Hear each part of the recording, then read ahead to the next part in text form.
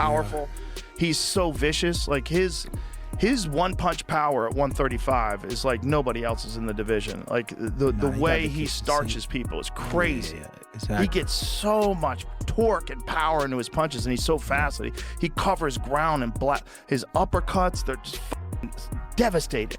For sure, I think I can stop him. I'm much quicker than him.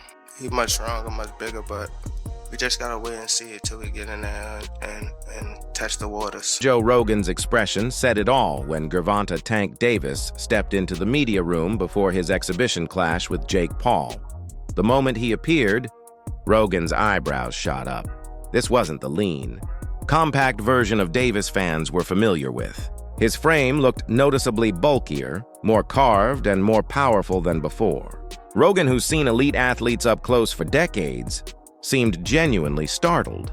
The kind of shock that only comes when reality exceeds even the wildest expectations. I'm a giant Gervonta fan. I Yeah. think that guy is so unusual. His style's so unusual, and his patience. The Leo Santa Cruz fight was really something for me because Leo Santa Cruz is a technician, Mexican style, and the fight was very close before Tank stopped him. But he has that power that can end it. He finds these openings and he sees them, but he doesn't go after them right away. He waits for the right time. He's so patient. Like when you watch the early rounds of his fights, he probably has the lowest punch count in the early round. But he also knows he's got that nuclear option that if he can crack you, most likely he's going to take you out. He's got massive confidence in that. When the face-off took place, Davis appeared to purposely tone down his intimidating aura. Instead of flexing or taking a dominating stance, he stood calmly, almost modestly, crossing his arms or shifting slightly so his physique wasn't fully on display. It seemed like a deliberate move, as if he didn't want to reveal the full extent of his transformation.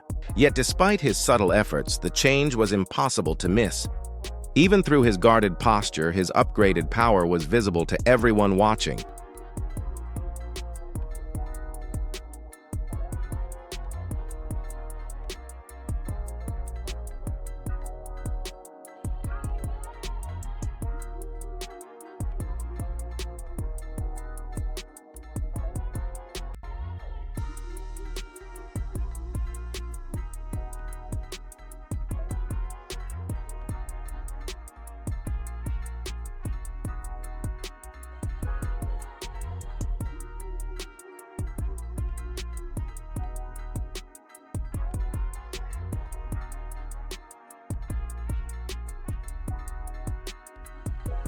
Joe Rogan later noted that Jake Paul's approach isn't purely about competition, it's about spectacle.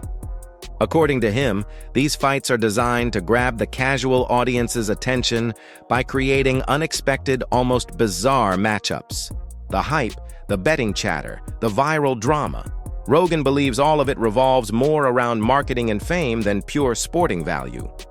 In his eyes, Jake understands how to keep his name glowing in headlines, using boxing as a platform for entertainment and self-promotion, even when the matchups feel unconventional. That was Jake Paul promoting it. You know, it's just like, doesn't bother me. There's compromising the sport, and that's like bad. It's just like if I bet on it, it watching bothers the fuck out of me. Watching it with people who are so in on it, and then also man, the sports betting apps, they introduced like chat apps in them in Australia, so it's like they're trying to take the place of social media companies where you go together and you meet your friends. Like betting should be exciting enough without having a weird They're just trying to draw you in. thing. They're just trying to make money, right? So they're trying to draw you in any way they can. Yeah. Davis usually reigns in the lightweight division, fighting around 135 pounds. Jake Paul, on the other hand, has competed much closer to the cruiserweight mark.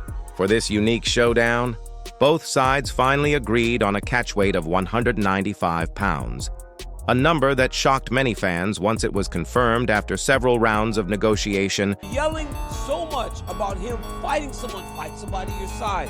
His next opponent is, by far, the most credentialed guy ever fought actively in his prime. There's one problem.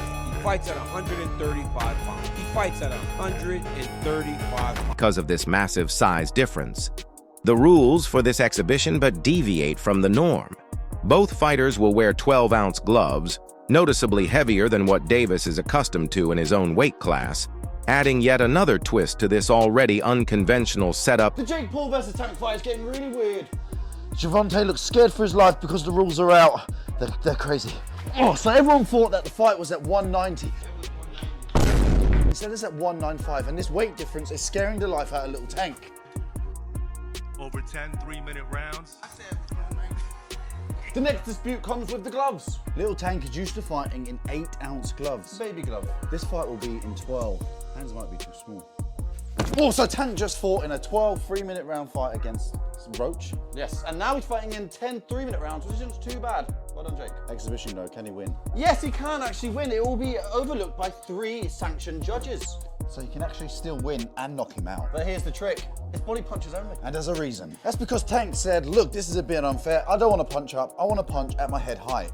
Where does it fall? At Jake Paul's belly. Oof. So apparently we've heard there's no knockdown rules, but aside from that, it's pretty well-rounded fight. Oh yeah, and there's some drug testing involved. But Jake Paul for the win.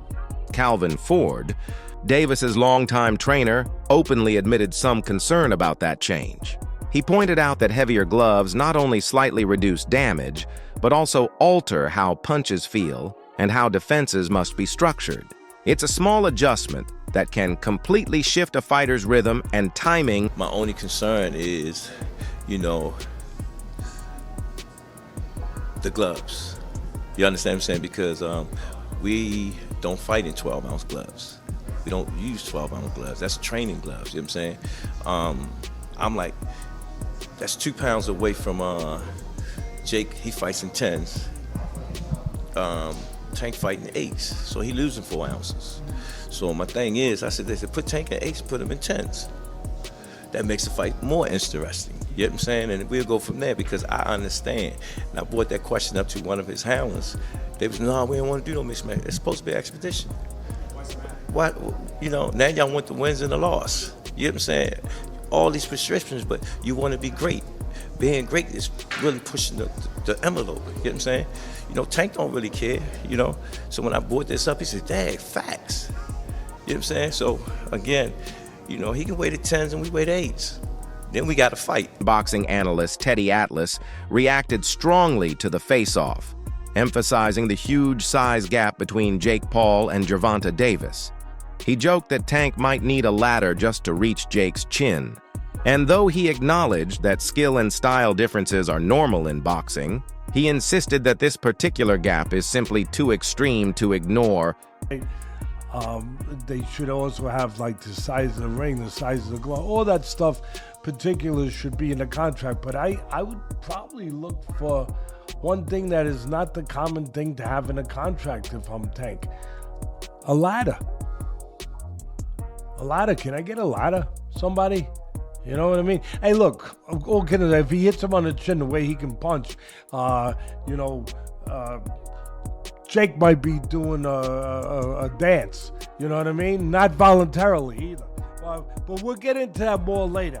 The thing that I'm talking about right here is what you said. It was stark. The size difference was really, you couldn't ignore it.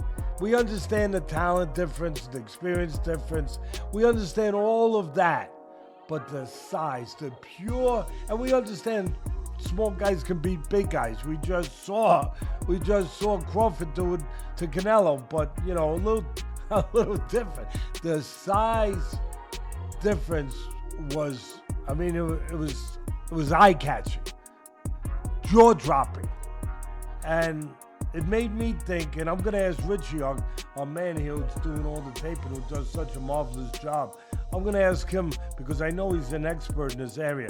But it reminded me of one of the Rocky movies where they had the face, where they did the wrestling thing with Rocky and Hulk Hogan, AKA Thunderlips. He was Thunderlips back there. And I thought I had it right, and it was confirmed to me. It's Rocky Drake. Atlas even compared the situation to imagining Canelo Alvarez moving up to challenge Terrence Crawford. But with a key difference. Crawford was never that undersized. Tank, however, is significantly smaller and may not even be able to reach Jake effectively. From the start, the matchup looks uneven. Fans, journalists, and boxing experts alike have raised concerns about fairness and safety. The debate isn't only about Davis's risk. It's about what this kind of fight means for boxing's integrity and future. Joe Rogan, among others, has highlighted how this event ventures into uncharted territory for the sport. Jake Paul, I think when he weighed in for Mike Tyson, was 227 pounds. That is, if I'm not mistaken, a 92-pound weight difference. It's insane. That is called one thing. That's called being a bully. UFC President Dana White hasn't held back either. He's blasted Jake Paul for what he calls opponent cherry-picking, arguing that Paul should face someone closer to his own size. White did acknowledge Davis's raw punching power, even comparing it to Floyd Mayweather's, but saying Tank hits harder. Yet he warned that the size disadvantage gives Paul too much of an edge. He put it bluntly, "Fight someone your own size. That's what real competition is about." Tank is one of the most interesting fighters to watch because he's so different. His style is so different. You know, he's so economical. Like, he puts pressure on guys without throwing too many punches, and then he starts to figure holes out, and the way he can explode and move in with one shot, my God. Yeah, he very explosive. He's very explosive, and man, he be cracking them dudes. Hey, he be putting them to sleep. Just cracking people. Yeah. And he has so much confidence in his power. So much confidence in his power. You know, he just, in his mind, he know it's a matter of time before I catch you. Yeah. And that's the thing with Tank, you know, these fighters. You gotta be aware 15 rounds. I know you're going 12, but you gotta think you're going 3 more, because one slip, one mistake, and it's over. Yeah. You know, so hats off to Tank. You know, he's a great, talented fighter. But again, he haven't faced the top elite fighters in his division. Right. You know, so we want to see Tank against, you know, somebody his size, you know, at the elite level. Yeah. And I believe he'll do good, because, you know, he got the skills, the power, he got the ring IQ to do good, but we haven't seen that yet. Yeah, he's also wild. He's a wild fella, so he's fun to watch. You know, he's just a crazy dude, you know. Yeah. Coming from Baltimore, man, I think that's just his upbringing as well. Yes, for sure. He's just so unique in his approach. Like, you know, he doesn't fight like anybody else. Yeah. Over time, Joe Rogan has expressed deep respect for Gervonta Davis, admiring both his talent and his journey through boxing's ranks. After Davis's knockout victory over Rolando Romero, Rogan praised him as a rising superstar capable of delivering electrifying highlights with both finesse and fury. Following Davis's clash with Ryan Garcia, Rogan described him as quietly terrifying, a fighter who might start cautiously but always carries a sense of imminent danger. His presence in the ring, Rogan said, commands both fear and awe. Like that Ryan Garcia one, where Gervonta Davis caught him with that left hook to the body. People were saying that he quit. No. He never been hit in the liver. Oscar De La Hoya quit the same way with Bernard Hopkins. With the same thing. Same body shot. Same left body hook to shot. the body. And he tried to come, and he tried to take a step out that corner, and not the front of his foot even moved. He just went down. He's like, man, this is it. And if you get kicked to the body. Oh, my God. Oh, my God. A kick to the body is so goddamn devastating, especially a spinning back kick. You could literally pick someone up in the air. It's like they get hit by a car.